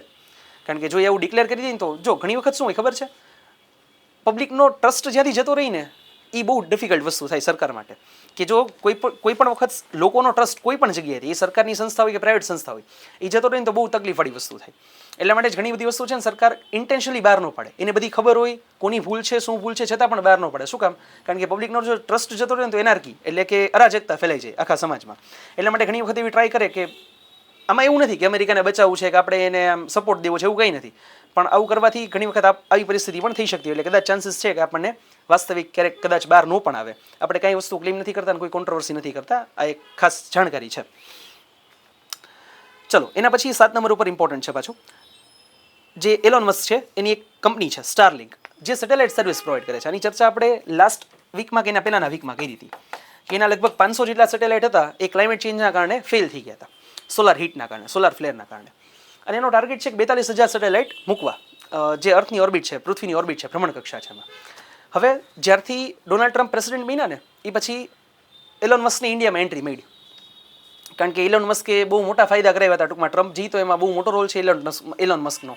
એટલે એના માટે ઇન્ડિયામાં એની એન્ટ્રી થઈ હતી. ટેસ્લાની હજી નથી થઈ, ટેસ્લાનો શોરૂમ બની ગયો છે પણ એની ફેક્ટરી હજી નથી બની. કારણ કે એના માટે સરકારે અમુક કન્ડિશન્સ રાખેલી છે. એણે કીધું હતું કે તમે પ્રોડક્શન પ્રોપર થાય તો મેં તમને ફેક્ટરી ટૂંકમાં એ રીતે જ ખોલવા દઈએ કે પ્રોપર પ્રોડક્શન અહીંયા, એસેમ્બલિંગ નહીં કે બાકી બધું બહાર બને તમે ખાલી અહીંયા ગાડી ભેગી કરી નાખો એવું રીતે નહીં, પ્રોપર પ્રોડક્શન છે. અને સરકાર એના માટે એ પહેલાં ઓલું પણ ખોલવાની ના પાડી હતી, ટૂંકમાં એનો શોરૂમ પણ ખોલવાની ના પાડી હતી. પણ અગેન પાછું પ્રેશર હતું એટલે થોડુંક શોરૂમ એનો ખોલવા દીધો. પણ ડ્યુટી હજી રાખી છે 100%. એટલે જેટલી કિંમત છે એટલી ડબલ કિંમત દો તો તમને ટેસ્લાની કાર મળે. એટલે લોકો જરાક 2 વાર વિચારે તો ખરા જ. એટલે સોરી, એલોન મસ્કને એન્ટ્રી મળી ફાઇનલી સ્ટારલિંકને ઇન્ડિયામાં. હવે ઇન્ડિયામાં અત્યારે 3 પ્રોમિનન્ટ કંપનીઝ છે કે જે નેટવર્ક પ્રોવાઈડ કરે છે અથવા તો ઇન્ટરનેટ પ્રોવાઈડ કરે છે. સ્ટારલિંકનું પણ કામ શું છે? ઇન્ટરનેટ પ્રોવાઈડ કરવાનું. એટલે અહીંયા તકલીફ એ થાય કે ટેલિકોમમાં છે ને કોઈ નાની નાની કંપનીઓનું કામ જ નથી. એમાં બહુ મોટા જાયન્ટ લોકો હોય ને એ જ એમાં સર્વાઈવ કરી શકે, કારણ કે ખર્ચો એવડો મોટો હોય, મેન્ટેનન્સ એવડું છે, એટલે એમાં જેવા તેવાનું કામ જ નથી. ટેલિકોમ કંપની આજથી 10 વર્ષ પહેલાં, 10-12 વર્ષ પહેલાં 10 જેવી ટેલિકોમ કંપની હતી ઇન્ડિયામાં. અત્યારે 3 જ સર્વાઈવ કરે છે. એનું કારણ શું છે? એમાં પણ સર્વાઈવ કરવામાં પણ બેને બહુ મોટા ફાફા આવે છે કે હવે એ બિચારા જીવશે કે નહીં એટલું બહુ મોટી તકલીફ છે. તો કારણ કે ટેલિકોમ સેક્ટર છે એ બહુ ખર્ચાળ છે, એમાં તમારે કેપિટલ બહુ મોટું નાખવું પડે શરૂઆતમાં. હવે સ્ટારલિંક છે તો એલોન મસ્કને તો પૈસાની કંઈ તાણ જ નથી, ઉપરવાળાની દયા છે બિચારા ઉપર, એટલે પૈસાની કોઈને ચિંતા નથી. તો એને શું કર્યું? અમેરિકાએ ઇન્ડિયામાં એન્ટર થયું. હવે શું કામ એન્ટર થયું? 145 કરોડની વસ્તી ક્યાં મળે એને? એ ક્યારે? એ 50 દેશમાં જઈને ત્યારે કદાચ 145 કરોડ લોકો ભેગા ન થાય. હવે એક જ દેશમાં પરમિશન મળે તો કેવડી મોટી ફાયદો થઈ જાય. એટલે ઇન્ડિયામાં અત્યારે એન્ટર થયો છે એની એક થોડીક માહિતી હતી કે ભારતની 2 ખાનગી ક્ષેત્રની કંપની રિલાયન્સ જીઓ અને એરટેલ એ પણ એની સાથે હવે જોડાણી છે કે એ પણ હવે એને સપોર્ટ કરશે, કારણ કે શું છે? એ 2 જણા કોમ્પિટિટર છે.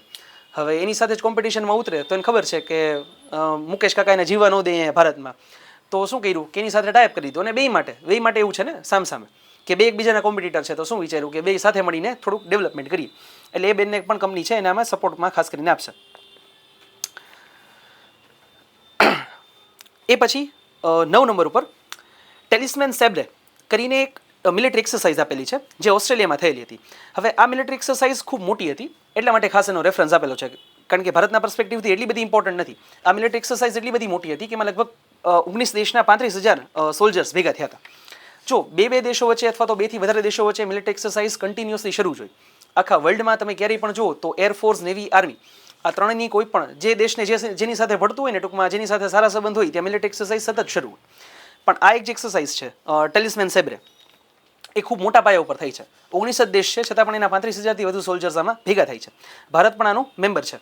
આની શરૂઆત થઈ હતી એકચ્યુઅલમાં ખાલી ઓસ્ટ્રેલિયા અને યુએસએ વચ્ચે, કે પહેલાં જે મિલિટરી એક્સરસાઇઝ છે ઓસ્ટ્રેલિયા યુએસએ 2 જ દેશો વચ્ચે થતી, પણ પછી ધીમે ધીમે ઘણા બધા દેશો જોડાતા ગયા અને ભારત પણ એમાંનું એક છે. તો ખાલી કદાચ નામ પૂછાઈ શકે કે કઈ જગ્યાએ થાય છે. અને યસ, પહેલી વખત એવું થયું હતું કે આ જે એક્સરસાઇઝ છે એ દર વખતે મેજોરિટીલી ઓસ્ટ્રેલિયામાં જ થાય છે, કારણ કે ઓસ્ટ્રેલિયા મેઇન પાર્ટનર છે. આ વખતે પહેલી વાર એવું થયું છે કે ઓસ્ટ્રેલિયાની બહાર પાપુઆ ન્યૂ ગિની, જે એક આઇલેન્ડ કન્ટ્રી છે, એક ટાપુ દેશ છે, બહુ નાનો હોય પેસિફિકમાં જ, તો ત્યાં આની એક્સરસાઇઝનો એક રોલ જે છે અથવા તો કહી શકીએ થોડોક એક પાર્ટ છે એ ત્યાં પણ રાખવામાં આવેલો હતો. એ સિવાય દેશો પણ આમાં આપેલા છે, એ બધા ખાસ ઇમ્પોર્ટન્ટ નથી કારણ કે 19 દેશ છે એટલે એટલા બધા પૂછવાના ચાન્સીસ નથી, છતાં પણ આમાં માહિતી આપણે આપેલી છે કે Australia, USA, Japan, Germany, France, Canada, Indonesia, south Korea અને યુકે, મલેશિયા, વિયેતનામ, આ બધા ખાસ કરીને મુખ્ય દેશો છે આમાં જે આમાં ભાગ લેતા હોય. એ પછી 10 નંબર ઉપર ખાસ ઇમ્પોર્ટન્ટ, કદાચ ગામનું નામ પૂછાઈ શકે, ભારતમાં એક સૌથી પહેલું ડિજિટલ નોમેડ વિલેજ બનાવેલું છે. હવે તમે કદાચ ઇંગ્લિશ મીડિયમમાં જો ભણ્યા હોય તો નોમેડિક ટ્રાઇબ્સ એક શબ્દ આવતો કે હરતી ફરતી વિચરતી જાતિઓ. તમે કદાચ ક્યારેક કોઈ સરકારીમાં ફોર્મ ભરવા જાઓ ને તો ત્યારે પણ આમાં ઘણી વખત SC અને ST કમ્યુનિટીમાં આનો ઉલ્લેખ આપેલો હોય. તો આજે છે એક નોમેડિક વિલેજ બનાવેલું છે, ડિજિટલ નોમેડિક વિલેજ. હવે એ શેના માટે? નોમેડિક એટલે કે હરતા ફરતા લોકો હોય, ટૂંકમાં એનું એક ફિક્સ સ્થાન ન હોય. અને આ જે ટર્મ્સ છે ને અગીન પાછા અંગ્રેજોએ આપેલા છો. આપણા માટે એવી કોઈ ટર્મ નહોતી ને આપણે એવા કોઈ ડિસ્ક્રિમિનેશન નહોતું. અંગ્રેજોએ એક ટર્મ આપેલી હતી આના માટે, આ લોકો માટે, કે જે લોકોનું એક સ્થાન ફિક્સ ન હોય. તો ભારત સરકારે એક ઇનિશિયેટિવ શરૂ કર્યો છે, ડિજિટલ નોમેડિક વિલેજ. નોમેડિક વિલેજ એટલે શું? કે જ્યાં બહારથી લોકો આવે અને ત્યાં રહી અને કામ કરે.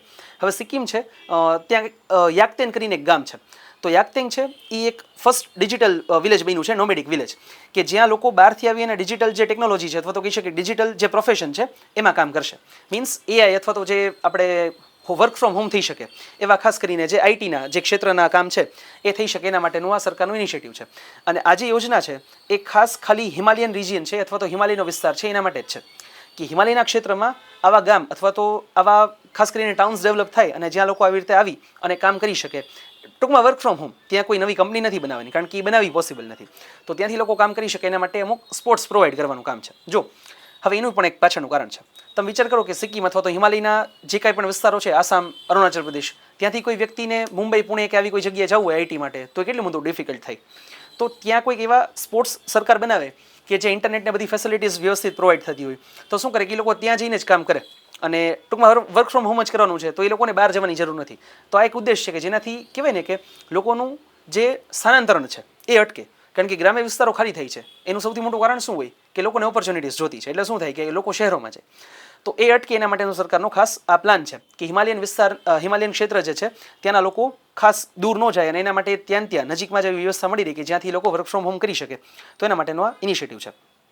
એટલે અગેન પાછું નામ પૂછાઈ શકે અથવા તો જે સરકારની યોજના છે અથવા તો ઉદ્દેશ છે એનું નામ પૂછાઈ શકે. તો નામ છે ડિજિટલ નોમેડિક વિલેજ અને ફર્સ્ટ જે નોમેડિક વિલેજ છે એનું નામ છે યાકતેંગ અને ગામ છે એ સિક્કિમનું છે. એ પછી 11 નંબર ઉપર ખાસ ખાલી એટલી બધી ઇમ્પોર્ટન્ટ માહિતી નથી પણ એક ટાર્ગેટ આપેલો છે જેની ચર્ચા આપણે ઓલરેડી સાયન્સ એન્ડ ટેક અને ક્લાઇમેટ ચેન્જમાં પણ કરીએ છીએ. સરકારનો ટાર્ગેટ છે કે 2030 સુધીમાં ભારતની જેટલી પણ ઇલેક્ટ્રિસિટી એટલે કે ઉર્જા આપણે બનાવીએ છીએ, ઇલેક્ટ્રિસિટી જે બનાવીએ છીએ એની 70% ઇલેક્ટ્રિસિટી આપણે રિન્યુએબલ સોર્સમાંથી બનાવીએ. મીન્સ એ રિન્યુએબલ સોર્સમાં આપણે બે રીતે કન્સિડર કરીએ છીએ. ટોટલ રિન્યુએબલ એટલે કે સોલાર અને હાઇડ્રો અને જે આપણે વિન્ડ એનર્જી. અને બીજું છે આને પ્રોપર રિન્યુએબલમાં કન્સિડર ન કરી શકાય પણ જે આપણે આની પહેલાં પણ ગયા વીકમાં વાત કરેલી હતી કે જે અણુ વીજળી છે અથવા તો અણુ વિદ્યુત છે, ટૂંકમાં યુરેનિયમ અને એ બધામાંથી એમાંથી પણ ઇલેક્ટ્રિસિટી બનશે તો એને પણ આપણે કન્સિડરમાં કરશું. તો 70%નો સરકારનો ટાર્ગેટ છે કે 2030 સુધીમાં આ અચીવ થાય. અત્યારે આપણે ઓલમોસ્ટ 55-56% સુધી પહોંચ્યા છીએ કે 56-57% જેટલી ઇલેક્ટ્રિસિટી ભારતમાં રિન્યુએબલ સોર્સથી બને છે. તો બીજી બની શકે એના માટેનો સરકારનો પ્લાનિંગ છે અને આ એક ટાર્ગેટ રાખેલો છે જેની ચર્ચા આગળ વાત કરીએ એમ કે આપણે ઓલરેડી સાયન્સ એન્ડ ટેકમાં ઇન ડિટેલમાં કરશું. એ પછી ખાસ એક અવેરનેસ સરકારે શરૂ કરી. જો આના ક્વેશ્ચન કદાચ મેઇન્સમાં પૂછાઈ શકે કારણ કે આવા ટોપિક ઉપર હવે મેઇન્સમાં ક્વેશ્ચન પૂછવાના ધીમે ધીમે શરૂ થયા છે.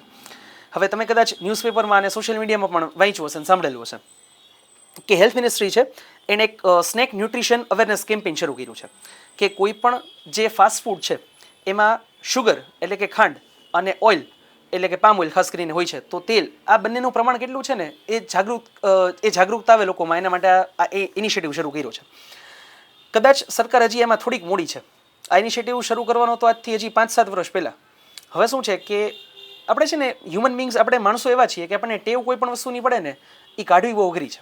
એટલા માટે તમે જોતા હશો કે કોઈને કાંઈ એડિક્શન હોય તમાકુ કે કોઈ પણ વ્યસન હશે એ નીકળવું અઘરું છે. થઈ તરત જાય.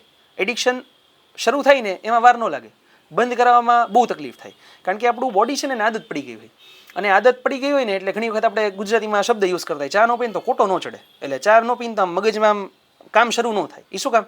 ચાની આદત પડી ગઈ છે કારણ કે ચામાં અને કોફીમાં કેફીન આવે. એ મગજને ન પહોંચે મગજને શું થાય હજી આ સૂતો જ છે, આ જાગ્યો નથી. એટલે એ શું કે કેફીન લાવ ચા પી તો ચા પીને એટલે તરત પાછી આમ તાજગી આવી જાય. એટલે જે લોકોને ટેવ હોય મને પર્સનલી નથી એટલે મને બહુ આઈડિયા નથી. એટલે હું તો રાતે ચા પીને સૂઈ જાઉં તો આપણને કંઈ ફેર જ ન પડે એના જેવું છે કારણ કે પહેલેથી હેબિટ નથી. તો શું થાય કે જેને હેબિટ હોય ને એને ખાસ જરૂર પડે. અને બીજી એવી તકલીફ એ થાય છે હું કહું છું કે રાતે પાછા ચા પીએ નીંદર ન આવે કારણ કે ચાનો જે એનામાં મગજમાં માઇન્ડસેટ જ શું આવ્યું હોય ટૂંકમાં મગજમાં સિગ્નલ શું હોય કે ચા પીવો એટલે ઊંઘ ઉડી જાય. તો એટલા માટે ઘણી વખત ઘણા લોકોને એવું થતું હોય કે રાતે ચા પીવો તો ઊંઘ ન આવે. એટલે આના માટે ખાસ સરકારે ઇનિશિયેટિવ શરૂ કર્યો છે અને જે CBSE છે central board of secondary education એણે પણ સ્કૂલ્સમાં શુગર બોર્ડ અને ઓઇલ બોર્ડ બનાવવાનો એક આદેશ આપ્યા છે કે તમે સ્કૂલમાં જાગૃતતા લઈ આવો કારણ કે બાળપણથી જો આદત પડશે તો આગળ જતા કામ આવશે. અમારે પણ એવું થાય સ્કૂલમાં ભણાવતા હોય ત્યારે સ્કૂલ એવું પ્રિફર કરતી હોય કે બાળકો જે છે એ જંક ફૂડ ન લઈ આવે. ઇન્સિસ્ટ કરતા હોય પેરેન્ટ્સને પણ કહેતા હોય પણ હવે પેરેન્ટ્સ જ મોકલતા હોય પછી આપણે તો શું કહી શકીએ. હવે એ છોકરો કંઈક જે જંક ફૂડ લઈ હોય તો કંઈ પેરેન્ટ્સથી છુપાવીને તો લઈ એવો નહીં હોય સવારમાં એ પેરેન્ટ્સે આપ્યો છે તો જ લઈ આવ્યો છે. એટલે થોડાક જાગૃતતા લેવા માટેનું કામ છે પણ હવે આમાં સક્સેસ મળવી થોડીક ડિફિકલ્ટ છે. ભલે નેગેટિવ વાત નથી પણ જે રિયાલિટી છે એ આ છે.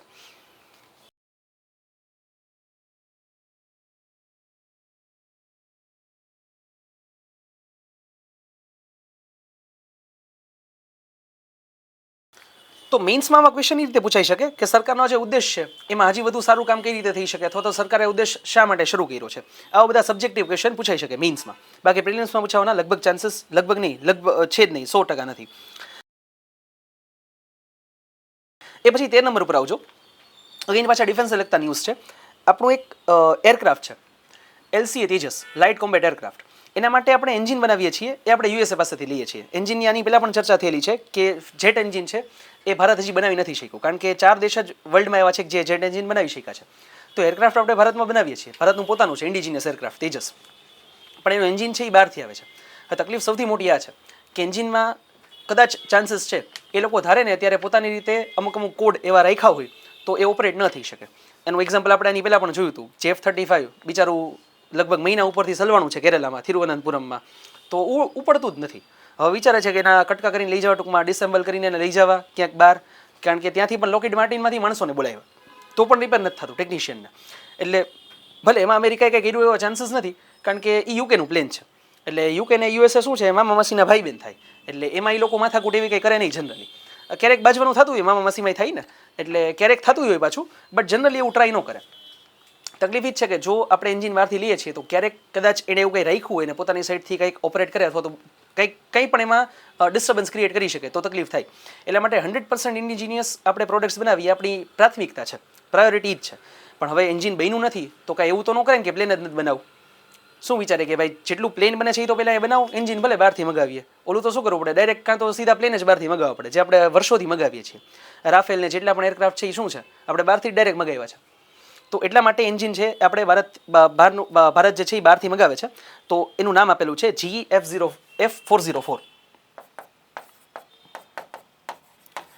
જનરલ ઇલેક્ટ્રોનિક્સ કંપનીનું નામ છે. એનું F404 જે મોડલ છે એન્જિનનું છે, જે આપણે ઓર્ડર કરેલું છે. હવે આનો ઓર્ડર ઓલરેડી આપેલો હતો વર્ષ 2021માં, જેમાં ભારતની HL જે સરકારી સંસ્થા છે હિન્દુસ્તાન એરોનોટિક્સ લિમિટેડ, એણે લગભગ 99 એન્જિનનો ઓર્ડર આપેલો હતો અને આ જે ડીલ હતી લગભગ 5,500 કરોડની હતી. તો 5,500 કરોડમાં 99 એન્જિનની ડીલ થયેલી છે. અને આ વર્ષમાં લગભગ 12 એન્જિન છે એની ડિલિવરી થશે, કારણ કે એન્જિન એવી વસ્તુ છે કે તૈયાર ન પડ્યા હોય. આ કંઈ સ્કૂટરના એન્જિન તો છે નહીં કે તૈયાર પડ્યા હોય તમારે કેટલા જોઈએ છે એ કયો એટલે આપી દે. એ શું હોય, ઓર્ડર આપો પછી એ લોકો બનાવે પછી આપણને ડિલિવરી મળે. ખાસ કરીને આટલો મોટો ઓર્ડર આપ્યાનું કારણ છે કે ભારત સરકારે HLને ઓર્ડર આપેલો છે 83 તેજસ એરક્રાફ્ટનો. અને તેજસ એરક્રાફ્ટનો ક્વેશ્ચન ઓલરેડી GPSCની મેઇન્સમાં પૂછાયેલો છે 10 માર્ક માટે. સરે પેપરનું સોલ્યુશન મૂક્યું તો એમાં પણ આનો ઉલ્લેખ, ટૂંકમાં આ ક્વેશ્ચનને કઈ રીતે આન્સર સારી રીતે લખી શકાય એનો પણ આમાં ઉલ્લેખ કરેલો છે. તો એ વિડીયો પણ ખાસ તમે જોઈ શકશો. તો ભારત સરકારે 83નો ઓર્ડર ઓલરેડી આપેલો હતો અને 97નો બીજો ઓર્ડર આપેલો છે કે હજી બીજા 97 એરક્રાફ્ટ જોઈએ છે, કારણ કે આપણે એરક્રાફ્ટની બહુ મોટી શોર્ટેજ છે અને એ આપણે બહારથી લેવા એના કરતાં અહીંયા બને તો એક સરકારની પ્રાથમિકતા છે. અને HLની કેપેસિટી છે એ લગભગ દર વર્ષે 16 એરક્રાફ્ટ બનાવવાની કેપેસિટી છે.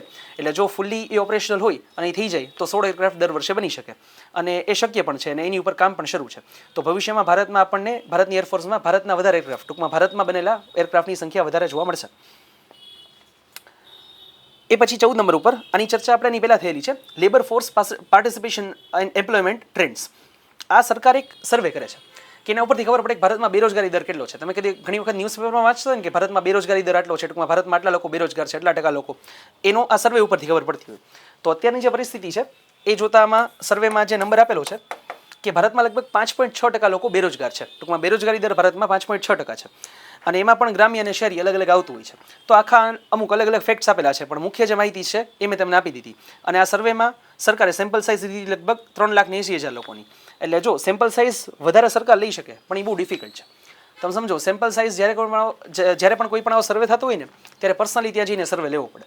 હવે વિચાર કરો કે જે પેલો સ્કૂલવાળા આપણે પરખની ચર્ચા કરી, હવે સરકાર એવું કરે કે સ્કૂલમાં બધાને મોકલી દે તો તમને લાગે છે કે સાચો સર્વે ક્યારેય મળે? શું કરે, બધા સારું જ લખે ને, આ બધાને બધું આવડે જ છે, વાંચતા લખતા ગણિતમાં બધા ફૂલ પાવરફુલ જ છે, આર્યભટ્ટ બીજા બધા તૈયાર જ થાય છે, નવી જનરેશન એવું જ કરે ને. એટલે શું કરવું પડે, ત્યાં પર્સનલી જઈ અને સર્વે લઈ તો ખબર પડે કે સાચું શું છે. એટલા માટે 3,80,000 પણ બહુ મોટો નંબર છે, કારણ કે આવા સર્વે પાછા વારંવાર લેવાતા હોય અને એમાં એવું ન હાલે કે એકની જગ્યાએથી લીધો હોય ને તો પાછો ન્યાનને લેવાનો નહીં, કારણ કે તો તમને એના રિઝલ્ટ મળે ને. હવે તમે ફિક્સ કરીએ કે 3,80,000 જણાનો સર્વે લેવો છે તો એને જ સર્વે મળે ને, 2 મહિના પછી લ્યો, 4 મહિના પછી લ્યો. તો એટલા માટે શું હોય કે વિવિધ જગ્યાએ ફરવું પડે અને સર્વે લેવાની કામગીરી પણ ખૂબ મોટી છે.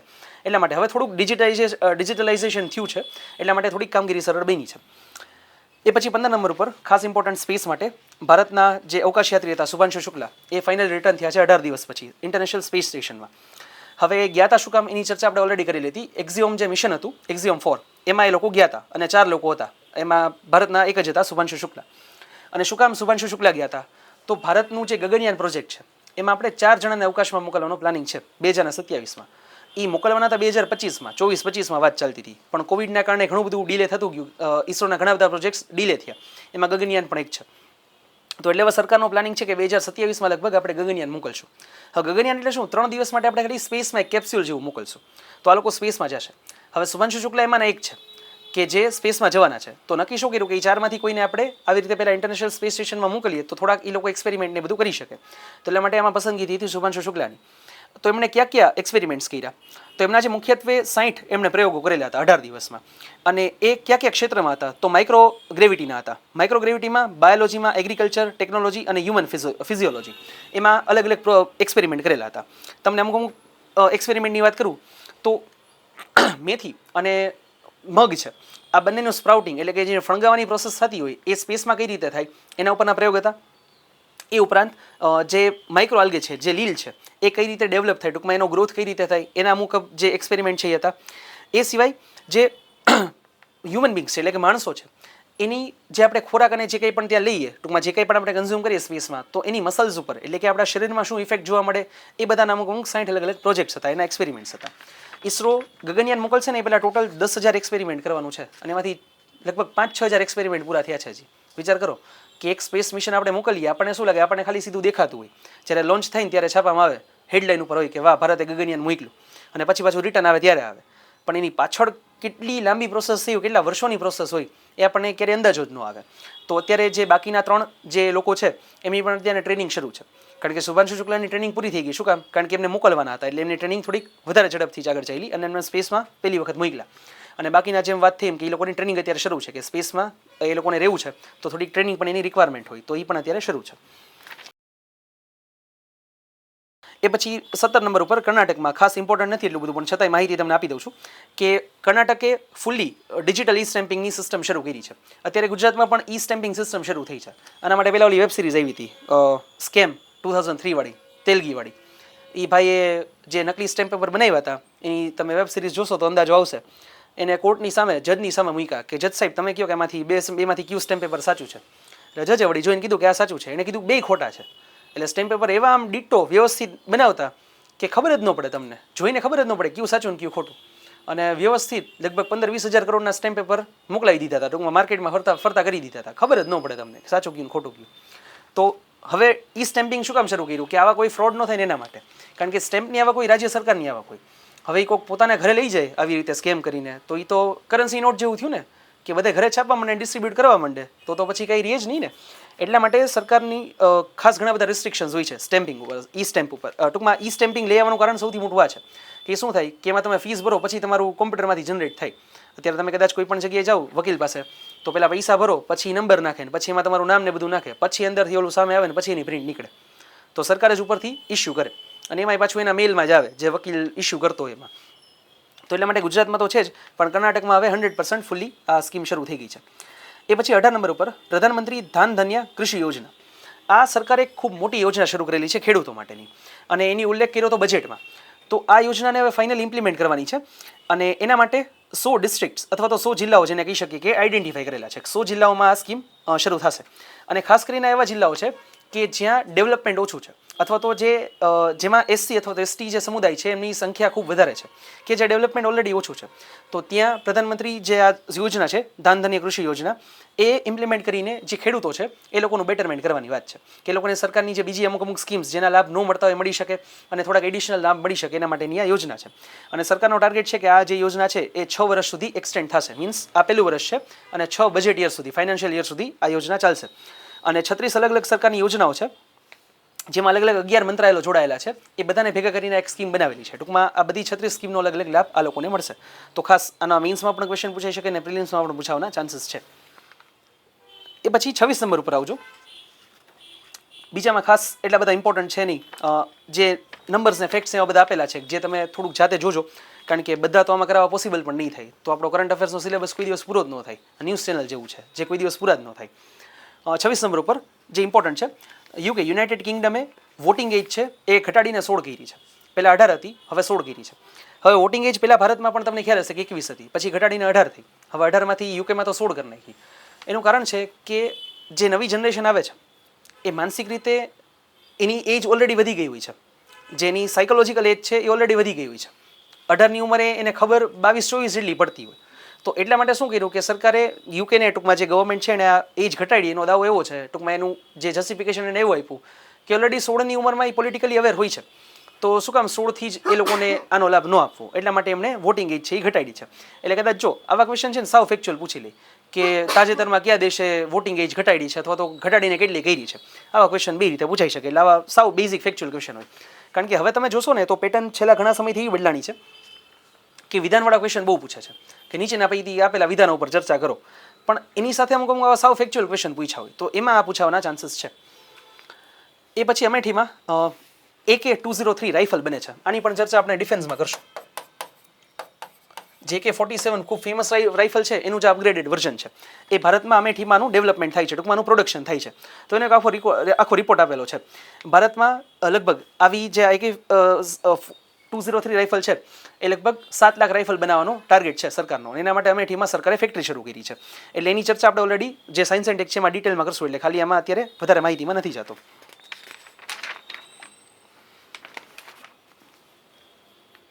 એ પછી 30 નંબર ઉપર ખાસ આની પણ સાયન્સ એન્ડ ટેકમાં આપણે ચર્ચા કરીશું, છતાં આપણે ખાલી એક માહિતી આપું છું કે હમણાં જ એક ન્યૂઝ આવ્યા હતા કે બ્લેક હોલ છે એ 2 બ્લેક હોલ ભેગા થઈને એક બહુ મોટો એક સુપર મેસિવ બ્લેક હોલ બનેલો હતો. તો બ્લેક હોલ શું હોય છે એની ચર્ચા આપણે બ્રહ્માંડમાં કરશું, પણ એક ખાલી ન્યૂઝ હતા. એટલે આના પણ અગેન પ્રિલિમ્સ કે મેન્સમાં પૂછવાનો ચાન્સીસ નથી, પણ ક્યાંક કદાચ પૂછાઈ પણ શકે કે આની માહિતી કોણે નોંધી હતી. તો આના માટે એક છે ને લેબોરેટરી આવે છે કે જ્યાં ખબર પડી શકે લીગો જે ગ્રેવિટેશનલ વેવ્સ, જ્યારે પણ કોઈ આવી ઘટના થાય ત્યારે ગ્રેવિટેશનલ વેવ્સ ક્રિએટ થાય, અને ગ્રેવિટેશનલ વેવ્સ એટલા પાતળા હોય, ટૂંકમાં એટલા મંદ હોય કે એનું એક એક્ઝામ્પલ આપે કે આનો તમે આના રિલેટેડ આર્ટિકલ વાંચો ને તો ખબર પડે કે માખી યુકેમાં ઉડતી હોય તો એનો અવાજ આપણને અહીંયા સુધી પહોંચી શકે. યુકેમાં ન્યા ઉડતી હોય તો આજુબાજુમાં 2 કિલોમીટરમાં કોઈ ન પહોંચે, 100 મીટરમાં ન પહોંચે. આવી વસ્તુ છે કે થઈ છે એટલી દૂર ઘટના ને એટલા ધીમા અવાજની છે ને અહીંયા આપણે ડિટેક્ટ કરવાની છે. વિચાર કરો કેટલું ડિફિકલ્ટ છે, કેટલા દૂર ક્યાંક બ્લેક હોલ મર્જ થયા અને એના જે ગ્રેવિટેશનલ વેવ્સ આવે ભારતમાં એટલે કે આપણે પૃથ્વી ઉપર કોઈ પણ જગ્યાએ, ભારતમાં ડિટેક્ટ નથી થયા પણ પૃથ્વીમાં કોઈ પણ જગ્યાએ ડિટેક્ટ કરવા એટલી અઘરી વસ્તુ છે. તો એટલા માટે જે છે એ લીગો વેવ્સ જે ભારતમાં પણ આપણે આ સેન્ટર બનાવીએ છીએ, આ લેબોરેટરી બનાવીએ છીએ, એટલા માટે કદાચ પૂછાવાના ચાન્સીસ છે. બાકી કોઈ આમાં નંબર્સ કેવા કોઈ પૂછાવાના ચાન્સીસ નથી. એની પણ અગેન ચર્ચા આપણે સાયન્સ એન્ડ ટેકમાં ઇન ડિટેલ કરશું. અને લાસ્ટ છેલ્લું આ વીકનું સ્વચ્છતા સર્વેક્ષણનો એક રિપોર્ટ આવેલો છે. ટૂંકમાં સરકારે સ્વચ્છ સર્વેક્ષણ દર વર્ષે જે બહાર પાડે છે એમાં વખતે પણ બહાર પાડેલા છે. એમાં વખતે એક સરકાર નવી કેટેગરી ઇન્ટ્રોડ્યુસ કરી છે, સુપર સ્વચ્છ લીગ. હવે ઇન્દોર છે એ છેલ્લા ઘણા વર્ષોથી સ્વચ્છતામાં સૌથી પહેલા નંબર આવતું હતું. તો સરકારે આ વખતે એક નવી કેટેગરી બનાવી ઇન્દોર, જેમાં ઇન્દોર, સુરત અને નવી મુંબઈ છે. સુરતનું પણ ખૂબ સારું એમાં યોગદાન હતું, ટૂંકમાં એમાં પણ એનો નંબર્સ ખૂબ સારો આવતા સ્વચ્છ સર્વેક્ષણમાં. તો આ 3 જે શહેરો છે એના માટે નવી કેટેગરી બનાવી છે કે જેને સુપર સ્વચ્છ લીગમાં ઇન્ટ્રોડ્યુસ કર્યા છે. એ સિવાયના જો શહેરોની વાત કરીએ તો વિજયવાડા ચોથા નંબરે છે. એ સિવાય અમદાવાદ પહેલા નંબરે આવ્યું છે, અમદાવાદ, ભોપાલ, લખનઉ. તો આ બધા લીડિંગ સ્વચ્છ શહેરો છે. તો સ્વચ્છતા સર્વેક્ષણમાં પણ કદાચ પૂછાઈ શકે કે કયા શહેરનો વારો કેટલામાં આવ્યો છે, ટૂંકમાં પહેલા નંબરે કોણ આવ્યું છે, અથવા તો આવી રીતે પણ પૂછાઈ શકે. કારણ કે આ વખતે એક નવી કેટેગરી બનાવી છે તો પૂછવાના ચાન્સીસ રહી કે કેટેગરીનું નામ શું છે, અથવા તો એ કેટેગરીમાં કેટલા શહેરો છે, અથવા તો કયા શહેરો છે. આ રીતે પૂછાઈ શકે. તો સ્વચ્છ ભારત અભિયાન સરકારે શરૂ કર્યું એ ખૂબ સારી વસ્તુ છે. અને જો જ્યારે પણ આવી રીતે કોમ્પિટિશન, હેલ્ધી કોમ્પિટિશન બનાવો ને તો એક ખૂબ સારી વસ્તુ થાય, એનાથી ડેવલપમેન્ટ પણ થાય. તમે વિચાર કરો કે તમે 4-5 મિત્રો હોય એ એક્ઝામની પ્રિપેરેશન કરતા હોય ને એમાં રાખો કે ભાઈ ટાર્ગેટ રાખો કે ભાઈ આ વીકલી ટેસ્ટ અથવા તો આ તમે કોઈ પણ અલગ અલગ ટેસ્ટ આપતા હોય એમાં જેને વધારે માર્ક આવશે અથવા તો જેને ઓછા માર્ક આવશે એ બધાને પાર્ટી આપશે, જમાડશે. તો શું થાય કે એક હેલ્ધી કોમ્પિટિશન હોય ને તો ફાયદો બધાને થાય, કારણ કે બધા મહેનત કરશે. તો સરકાર આવા અલગ અલગ જે કોમ્પિટિશન રાખે ને એમાં જે તે કોઈ પણ રાજ્ય સરકાર હોય અથવા તો જે ખાસ કરીને સ્વચ્છતા અભિયાનની વાત કરીએ તો એમાં શહેરો, મ્યુનિસિપલ કોર્પોરેશન ને બધાનો રોલ ખૂબ વધારે હોય, પંચાયત ને બધાનો, લોકલ બોડીઝનો. તો શું છે કે નંબર આવે ને એના માટે લોકો કામ કરે. બીજું શું થાય, ચલો નંબર આવવા માટે કામ ન કરે, ઘણા નક્કી કર્યું કે આપણે નંબર જોતો જ નથી. તો જ્યારે કોઈ આવું પણ નક્કી કરી લઈને તો એની ઉપર પ્રેશર આવે કે આ શહેર તો દર વર્ષે છેલ્લે જ હોય છે. તો તેના લોકો કહીને કે એને પણ થોડું કામ સેલ્ફ રિસ્પેક્ટ જેવું હોય ને કે આપણે થોડુંક કામ કરો, કારણ કે આપણે જરૂર છે, આપણે દર વખતે પાછા આવીએ એ સારું ન લાગે. તો શું થાય કે મેન્ટલી એક પબ્લિક પ્રેશર ક્રિએટ થાય, એના માટે ખાસ જરૂરી છે. તો મોદી સરકાર આવીને 2014 પછી એણે આવી ઘણી અલગ અલગ યોજનાઓ ચાલુ કરી કે જેમાં એણે રેન્કિંગ આપવાના શરૂ કર્યા. રાજ્ય સરકાર હોય કે આવી રીતે લોકલ બોડીઝ હોય, તો એનાથી શું થાય, ડેવલપમેન્ટમાં થોડાક લોકો એક્ટિવલી પાર્ટિસિપેશન કરીને એમાં ભાગ લઈને થોડુંક વ્યવસ્થિત રીતે કામ કરે. તો આ એક સરકારનો એક ઉદ્દેશ હોય છે જે પોઝિટિવ ઉદ્દેશ છે. તો અહીંયા આ વીકના જે કરંટ અફેર્સ છે એની ચર્ચાઓ અહીંયા આપણે પૂરી કરીએ છીએ. વિડીયો કેવો લાગ્યો એ ખાસ કોમેન્ટ સેક્શનમાં જણાવજો. વિડીયોને લાઇક કરવાનું ભૂલતા નહીં, ચેનલને શેર અને સબસ્ક્રાઈબ પણ જરૂરથી કરજો. ધન્યવાદ.